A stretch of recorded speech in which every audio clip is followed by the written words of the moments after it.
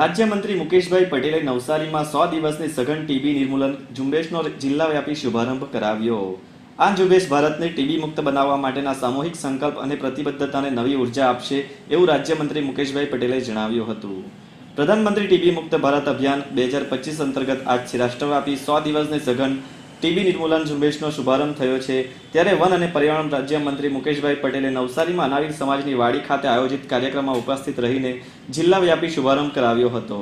પ્રધાનમંત્રી ટીબી મુક્ત ભારત અભિયાનની સફળતાની કામના કરીને તેમણે આ પ્રસંગે નિઃક્ષય મિત્રો અને સ્વાસ્થ્યકર્મીઓની કામગીરીને બિરદાવી આભાર વ્યક્ત કર્યો હતો। ક્ષય હવે સાધ્ય રોગ છે અને સમયસર સારવાર થકી તેને હરાવી શકાય છે તેમ કહી મંત્રી પટેલે આજથી શરૂ થનારી 100 દિવસની સઘન ટીબી નિર્મૂલન ઝુંબેશથી પ્રધાનમંત્રી નરેન્દ્રભાઈ મોદીના ટીબીને હરાવવાના સંકલ્પને મુખ્યમંત્રી ભૂપેન્દ્રભાઈ પટેલના માર્ગદર્શનમાં સામૂહિક પ્રયાસોને નવી ઉર્જા મળશે તેમ જણાવ્યું હતું। જનભાગીદારીથી ટીબીને હરાવીશું તેમ કહી મંત્રીએ આ ઝુંબેશથી ટીબી મુક્ત ભારત અભિયાનને સફળતા અપાવવા સૌના સહિયારા પ્રયાસની હિમાયત કરી હતી। સ્વચ્છતા થકી તમામ બીમારીઓને પોતાનાથી દૂર રાખીને તેમણે સ્વચ્છ ભારત સ્વસ્થ ભારતની વાત કરી હતી। જનભાગીદારીથી ટીબી મુક્ત ગુજરાતથી ટીબી મુક્ત ભારતના નિર્માણમાં યોગદાન આપવા મંત્રીએ સૌને સંકલ્પિત કર્યા હતા। જાહેર આરોગ્ય એ સરકારની પ્રાથમિકતા છે તેમ કહીને મંત્રીએ રાજ્યની જાહેર આરોગ્ય સુવિધાઓ વર્ણવી હતી। ટીબી મુક્ત ભારતના લક્ષ્યને સાકાર કરવા માટે ગુજરાતને ટીબી મુક્ત બનાવવું પડશે અને તેની શરૂઆત ઘરથી અને વિસ્તારથી કરવી પડશે તેમ તેમણે ઉમેર્યું હતું। રાજ્યમાં હાલ 1610 ગ્રામ પંચાયત ટીબી મુક્ત જાહેર થઈ ચૂકી છે તેમ કહીને તેમણે નવસારી જિલ્લો પણ ટીબી મુક્ત જાહેર થાય તે માટે સઘન પ્રયાસો કરવા હાંકલ કરી હતી। આ સાથે જ ટીબી નિર્મૂલન કાર્યક્રમમાં સહભાગી થઈને ટીબી મુક્ત ભારતના નિર્માણ માટે પ્રતિબદ્ધ થવા માટે પણ અનુરોધ કર્યો હતો। આ પ્રસંગે જિલ્લા પંચાયત પ્રમુખ પરેશભાઈ દેસાઈએ આજથી શરૂ થનારી ઝુંબેશને ટીબી નિર્મૂલન માટેના વર્તમાન પ્રયાસોને નવો વેગ મળશે તેમ જણાવ્યું હતું। સરકાર અને લોકોના સહિયારા પ્રયાસથી પ્રધાનમંત્રી નરેન્દ્રભાઈ મોદીએ સવેલા ટીબી મુક્ત ભારતનો સંકલ્પ ટૂંક સમયમાં સાકાર કરીશું તેમ ઉમેર્યું હતું। ક્ષય રોગથી જાગૃત થઈને સાવચેતી તેમજ નિયમિતપણે સારવારથી ટીબી હારશે ભારત જીતશે તેવો વિશ્વાસ વ્યક્ત કર્યો હતો। આ અંગે રાજ્યમંત્રી મુકેશભાઈ પટેલ શું કહી રહ્યા છે આવો સાંભળીએ। આજે સમગ્ર દેશની અંદર 33 રાજ્યો અને 350થી વધુ જિલ્લાઓની અંદર ટીબી મુક્ત ભારત અભિયાન અંતર્ગત 100 દિવસનો એક કાર્યક્રમ ચાલી રહ્યો છે। ત્યારે આજે નવસારી ખાતે અહીંયા પ્રોગ્રામ રાખવામાં આવ્યો હતો। નવસારી અંદર હેલ્થ વર્કરને ખૂબ સરસ કામો કર્યા છે અને નવસારીનું ટીબી મુક્ત બનાવવાનો સંકલ્પ પણ સામાજિક આગેવાનો NGOએ પણ લીધો છે। ગુજરાતની અંદર 1600થી 93 ગ્રામ પંચાયતો ટીબી મુક્ત બની છે। જે રીતે ભારત દેશની અંદર પોલિયો મુક્ત ભારતનું સપનું આપણે સાકાર કર્યું તેમ દેશના વડાપ્રધાન મોદી સાહેબનું સપનું 2025 સુધીમાં ટીબી મુક્ત ભારતનું લક્ષ્યાંક છે એ મુક્ત કરવાનું કામનું જે લક્ષ્યાંક છે લક્ષ્યાંક આપણે બધા સાથે મળીને સામાજિક સંસ્થા હોય NGO હોય તમામ લોકો સાથે મળીને આ સંકલ્પના આપણે સાકાર કરીશું।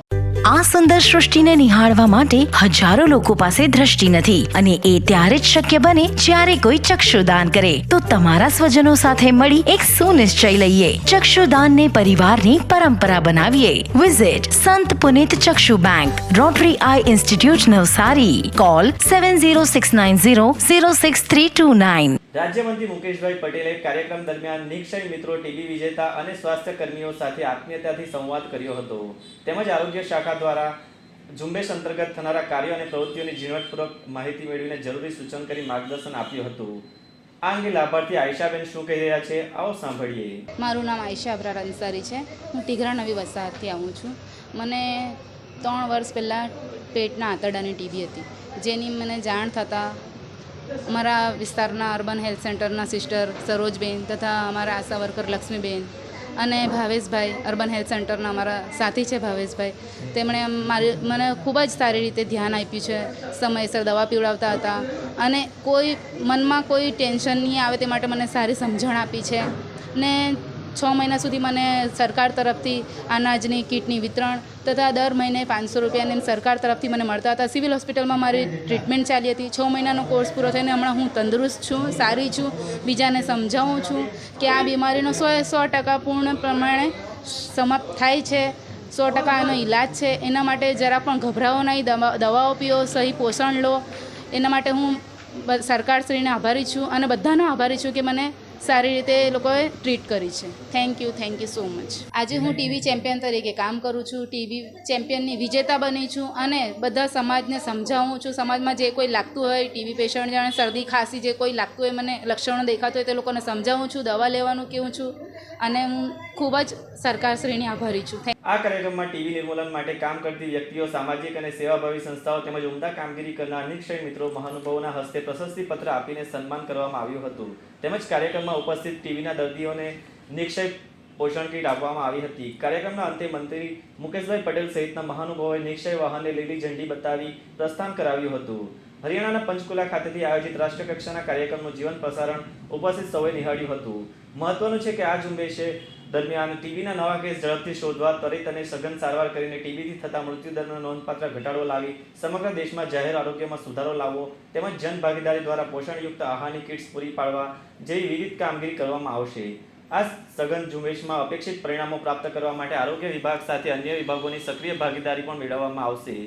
નવસારીમાં નાવિલ સમાજની વાડી ખાતે યોજાયેલા આ કાર્યક્રમમાં ધારાસભ્ય રાકેશભાઈ દેસાઈ, જાહેર આરોગ્ય સમિતિના અધ્યક્ષ સુમિત્રાબેન ગરાસિયા, કલેક્ટર ક્ષિપ્રા આગરે, જિલ્લા વિકાસ અધિકારી પુષ્પલતા, પ્રાંત અધિકારી સહિત વહીવટી તંત્રના અધિકારીઓ, નવસારી વિજલપોર નગરપાલિકાના પ્રમુખ મિનલબેન દેસાઈ, નવસારી તાલુકા પંચાયતના પ્રમુખ પ્રતિભાબેન આહિર, મુખ્ય જિલ્લા આરોગ્ય અધિકારી ડોક્ટર રાજેન્દ્ર રંગુરવાલા સહિત જિલ્લા પંચાયતની આરોગ્ય શાખાનો સ્ટાફ, નિક્ષય મિત્રો, ટીબી વિજેતાઓ, હેલ્થ વર્કર્સ उपस्थित रहा था.